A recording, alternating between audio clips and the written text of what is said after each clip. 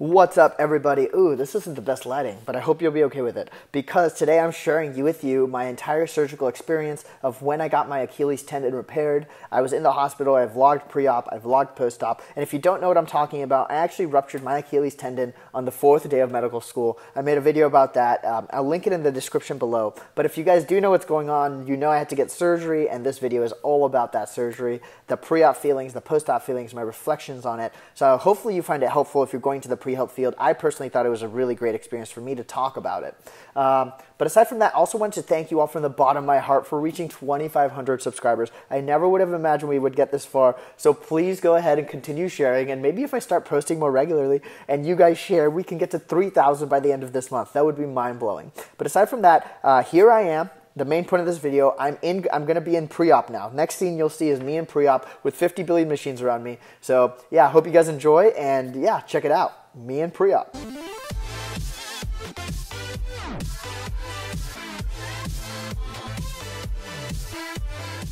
This is funny. I have my stats up there.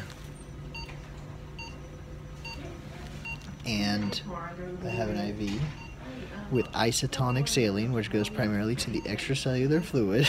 It's so funny that I'm learning all of this stuff firsthand. And I'm going to get a nerve block, which is basically like block out sensation a little bit and then do general anesthesia for the procedure, just to help with the pain afterwards is what the nerve block is, hopefully. We'll see. We'll see. Added the nerve block right there on the lateral side and then also on the medial side, which means this whole leg is now numbed. This basically helps after the procedure that I don't feel as much pain because the nerves there have been desensitized a little bit. So now I have talked to the anesthesiologist. I talked to the anesthesiologist team that put in the nerve block.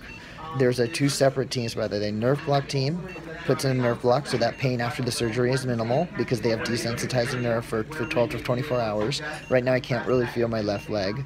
I just talked to the anesthesiologist that will be in the room while I'm getting general anesthesia. They explained to me how that works. This is just oxygen, again, vitals. I have an IV right here. So IV is how they pretty much administer anything into your body. Initially it was isotonic saline just to maintain blood pressure, but now it's actually some other, for a few moments it was some other drugs to make me a bit sleepy, easing the pain, because when you put the nerve block in, which they do before the surgery, it's a little painful. So that all went down. It's really cool to see this all in action. And I think next step is just surgery. So we'll see. I'll talk to you guys after that. But yeah, I think it's so cool. They just administer some drugs and my leg is now totally numb. And now they administer some other drugs into the IV, and now those really help with, like, I'm already sleepy and it seems like pain was minimal. So it is 1:14. Surgery was from like 7 to 10, I'd say. I woke up at 10 o'clock in the recovery room, pretty much like on drugs. So I was like loopy for 10 to 12, and now I'm just like fine. It's so weird. It's like literally like nothing happened. Like, I agree that I had general anesthesia. I also had a nerve block. So a nerve block, I don't know if I got to elaborate much on it while I was in the hospital, but a nerve block basically just takes out full sensation in this leg by desensitizing certain nerves on the lateral and medial side, and therefore you don't really feel anything. So I can't, like, if someone touches my toe right now, I can't feel it, which is good because it helps with post-op pain. But I personally just have not felt much, but I think that's how it's supposed to be for now. I got prescribed some painkillers as well in case the pain does get worse. So overall it feels like good. Like right now I'm totally fine. I got a ride back from the hospital. The amount of support again that I've received from the general like Yale facility, because I get disability services to and from anywhere within the New Haven area. The amount of support I've received from the faculty, see that you have that much support even when you're only like 2 weeks into school, is insane.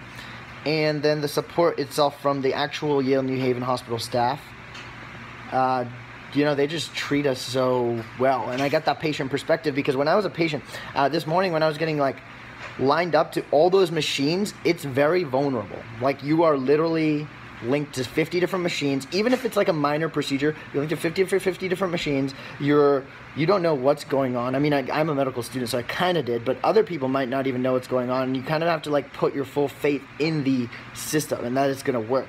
And that's why it's like becoming a doctor. You have to like understand that patient perspective of things. And that's why I think I really appreciated this experience.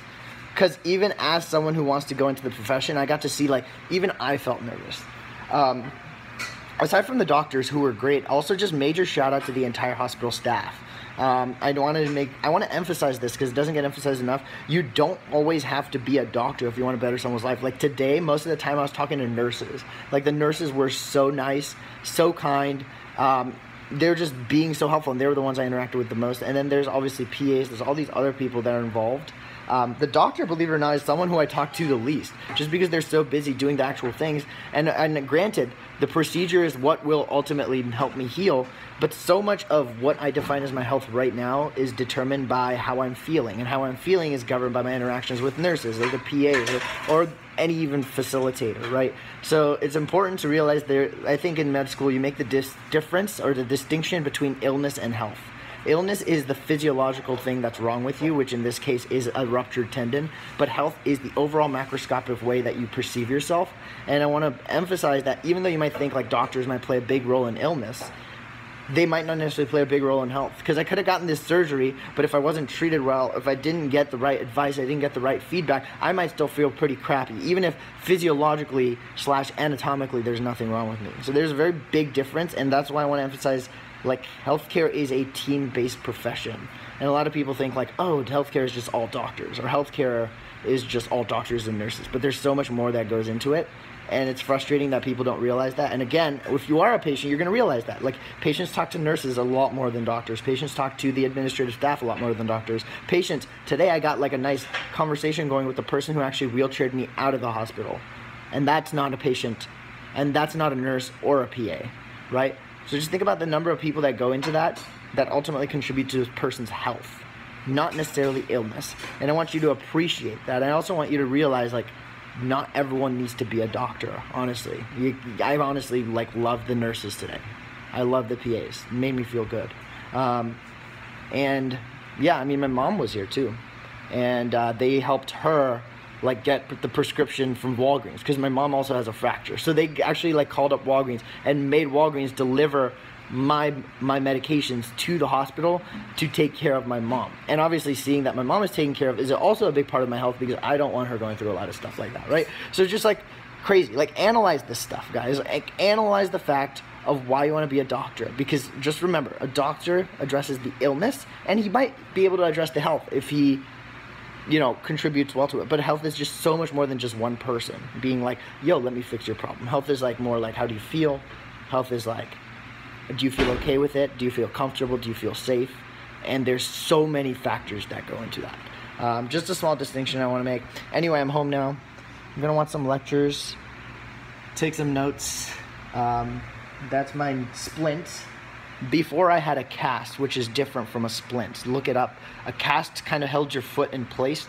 A splint is more for like temporariness, because it's not necessarily holding it in place, but it's making sure that the healed tendon in this case is less likely to get ruptured again. Can happen, but not likely. I'm just gonna work today. The doctor actually gave me the go-ahead to try to get back to school by Friday to, you know, get back into the gist of things. I want to do that, but I'll be on crutches for the next 6 weeks at least, and then physical therapy for the next 6 weeks also at least. I still have some battle wounds. Let me show you. This is my IV wound. You can't actually see it, but around my chest there are like 5 electrodes. For the nerve block, what they actually ended up doing was using an ultrasound. So there's a bunch of like needle holes here, because you have to go into the nerve and actually like put a mild, I don't even know what it's called, probably a channel blocker or something. That's me making stuff up.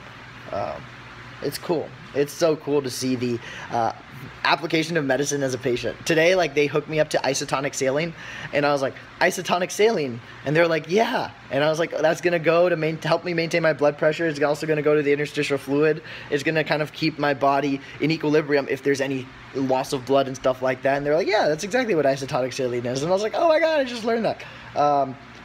Obviously, there's also all these like small, minute differences you pick up on. Like I saw my blood pressure and I was like, huh, like 110/68. That's pretty good. That's perfect. And they're like, yeah, it is. My respiratory rate was relatively low because I'm a runner, so it just tends to be low. But even after you wake up from anesthesia, they monitor your respiratory rate, and if it goes below like 40, that's when the signal starts beeping, because after anesthesia, you'd sometimes forget to breathe or you breathe very low, and that's also a signal that you're waking up. So it was just so cool to see all of that being applied in front of me as a patient, and me picking it up as a eventual practitioner. Lots of great stuff. But I think the experience I had today is definitely going to guide me as a doctor, because remember, even though I understand science or I'm going to go into the field, it's still really cool for me to like know that I still felt vulnerable. I felt vulnerable. I still did feel scared. I may not have shown it. I was scared out of my mind. But that's what everyone feels. Like, even if you're like the most smart person on the planet or the best doctor on the planet, you would feel scared if you had 50 machines hooked up to you. And you know, I had like oxygen thing. You guys saw the footage, right? So every person feels vulnerable, and as a doctor, it's important for me to know that, because for me, it might just be another surgery, but for the patient, it's like this massive life-changing experience.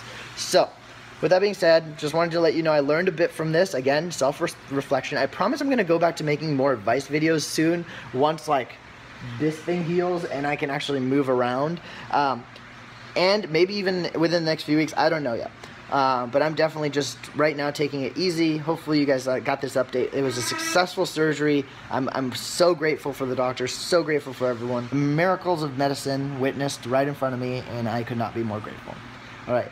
Well, anyway, thank you guys for following this one. And this is just a brief update, and I will see you in the next video. And I promise I'm going to return all of your emails by the end of the next 2 weeks. I just haven't been able to because life's been overwhelming, but I promise to do that. Other than that, like, comment, share, and subscribe, and I'll see you in the next video. Peace.